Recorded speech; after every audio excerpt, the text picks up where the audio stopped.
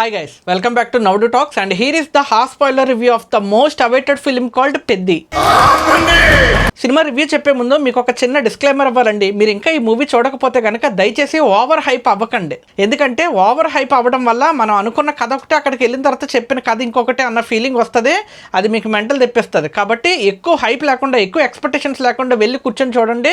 ఇప్పుడు ఈ review ఎక్కినట్టే cinema కూడా ఎక్కుద్ది. బుచ్చిబాబు మూవీ నుంచి మీరు ఏదైతే ఎక్స్పెక్ట్ చేస్తారో అవన్నీ కూడా ఈ సినిమాలో చాలా పుష్కలంగా ఉంటాయి అనమాట. అది ఎంత ఇంపాక్ట్ ఇచ్చింది, అదేంటి అనే దాని గురించి కొద్దిగా గొప్ప అయినా సరే ఇన్ డీటెయిల్ రివ్యూలో తెలుసుకుందాం.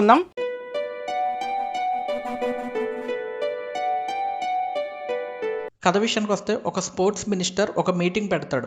ప్రపంచవ్యాప్తంగా స్పోర్ట్స్ విభాగంలో ఇండియా చాలా దీన స్థితిలో ఉంటుంది. సో ఎందుకు అది అలా ఉంది అని తెలుసుకోవడానికి ఒక కమిటీ వేస్తాడు. ఆ కమిటీ వేసి ఆ కమిటీకి ఒక పర్సన్ని నియమించి ఎలా అయినా సరే ఇండియాకి చాలా మంచి ప్లేయర్స్ కావాలి, ఎందుకు మన పరిస్థితులు ఎలా ఉన్నాయి అని తెలుసుకుని రమ్మని ఆ పర్సన్ని పంపిస్తాడు.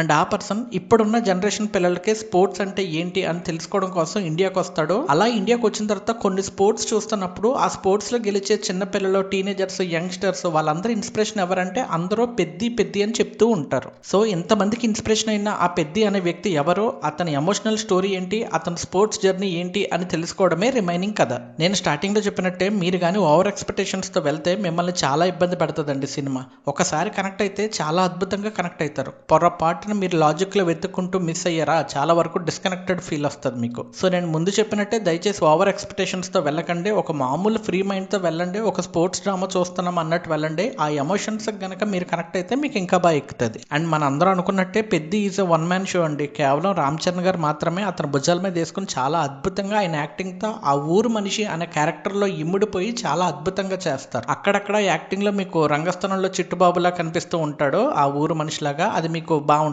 ఆ తర్వాత మనకు కొద్ది గొప్ప నోటీస్ అయ్యి బాగా అనిపించేది జగపతి బాబు గారు అనుకుంటారేమో, కాదు శివన్న గారు కూడా మొదటి నుంచి చివరి వరకు ఉంటారు. ఒక గురువులా ఉండి బాగా చేశారు. కమింగ్ టు జగపతి బాబు గారు, the core emotion of Peddi cinema. మీరు ట్రైలర్ లో చూసినట్టే అతను ఆ ఊరికి ట్రైన్ రావాలని అనుకుంటాడో, ఆ ట్రైన్ ఎలా అయినా అక్కడ ఆగాలనుకుంటాడో, అతనిది ఒక జర్నీ. నాకు తెలిసి ఇంతే అండి. ఈ 3 క్యారెక్టర్స్ మాత్రమే మీకు చివరి వరకు గుర్తుంటాయి. మిగిలిన రెస్ట్ ఆఫ్ ది కాస్ట్ అంతా కూడా దరిద్రం, వేస్ట్. మున్నా భయ్యాని చాలా అద్భుతంగా ఇంట్రడ్యూస్ చేస్తారు. అండ్ మున్నా భయ్యాని మన మిర్జాపూర్ లో వేసే డైలాగులు కొన్ని ఉంటాయి కదా, డాష్ లో తనైతే గద్దలో ఎగురుతావని చెప్పని కొన్ని డైలాగ్స్ ఉంటాయి. అలాంటివన్నీ పెట్టారు. యూత్ కొద్దిగా ఎంకరేజ్ అయ్యారు.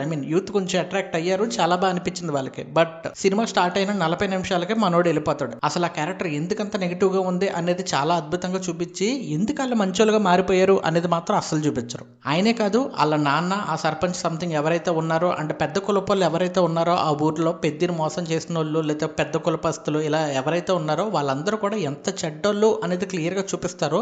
వాళ్ళందరూ ఎందుకు మారిపోయారు అనే విషయాన్ని మాత్రం సరిగ్గా పోర్ట్రే చేయలేదు. అది కుదరలేదు కూడా. కమింగ్ టు జాన్వీ కపూర్, అందరికీ తెలుసు, ట్రైలర్ లో చూసిన ప్రతి ఒక్కరికి తెలుసు, కేవలం గ్లామర్ కోసం మాత్రమే వాళ్ళని ఉపయోగించారు. ఇంకా లవ్ స్టోరీ అయితే బెస్ట్ లవ్ స్టోరీ.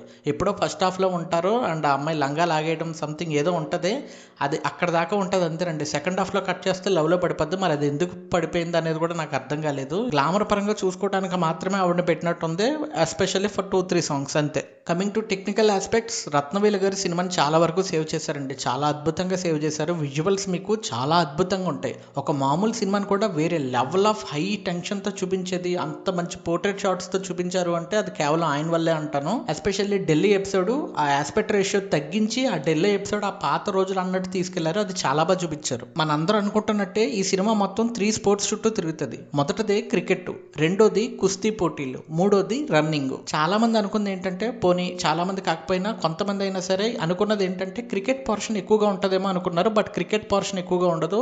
కుస్తీ ఏదైతే ఉంటుందో అది చివరి వరకు ఉంటుంది. మీకు దాన్ని ఎక్కువ ఎస్టాబ్లిష్ చేసి ఉంటే బాగుండి అనిపించింది. ఈ పెద్ద బ్యాట్, క్రికెట్ వీటి చుట్టూనే ఎక్కువ తిప్పారు. అదంతా ఎక్కువసేపు లేకపోవడం వల్ల అదో కొంత మైనస్ అనిపించింది. Apart from cricket and last running race, ఈ రెండు పక్కన పెడితే మధ్యలోది కుస్తీది మాత్రం వేరే లెవెల్ అండి. అండ్ మస్సా సాంగ్ వేరే లెవెల్లో హైలైట్ అయింది.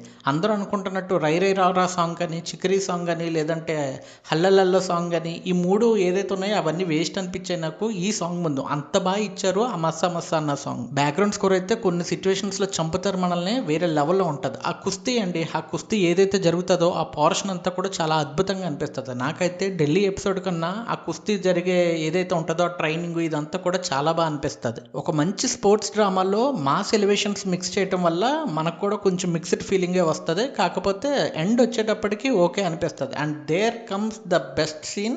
ఉప్పెనలో ఉన్నట్టే ఇక్కడ కూడా ఒక సీన్ ఉంటుంది. ఆ సీన్ దగ్గరికి వచ్చేటప్పటికి అందరూ సైలెంట్ అయిపోతాం, సీరియస్ అయిపోతాం. అంత సీరియస్ సిచ్యువేషన్ బయట వాళ్ళ నుంచి వచ్చిందంటే అనుకోవచ్చు, కానీ హీరో అంతటా హీరోనే వద్దులే, స్పాయిలర్స్ ఎందుకులే కానీ చూస్తే మీకే అర్థమవుతుంది. ఒకవేళ చూసిన వాళ్ళు ఎవరైనా ఉంటే కనుక దయచేసి కామెంట్ చేయండి. ఫైనల్లీ అందరూ చెప్పినట్టే yes, Peddi is an emotional sports drama అండి. మంచి ఎమోషనల్ స్టోరీ ఉంటుంది. ఒక పర్సన్ యొక్క జర్నీ, తన ఊరు కోసం తను ఏం చేశాడు, తన గుర్తింపుని ఎలా సాధించుకున్నాడు అనేదే rest of the story. So ఇది మీరు చూడాలనుకుంటే కనుక ఎటువంటి ఎక్స్పెక్టేషన్స్ లేకుండా వెళ్ళి చూడండి, మీకు బాగా అనిపిస్తుంది. లాజిక్స్ ఎత్తుకుంటూ కూర్చుంటే మొత్తానికే పోతుంది.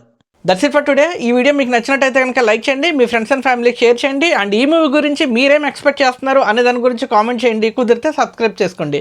This is J signing off from now to talks. Thank you.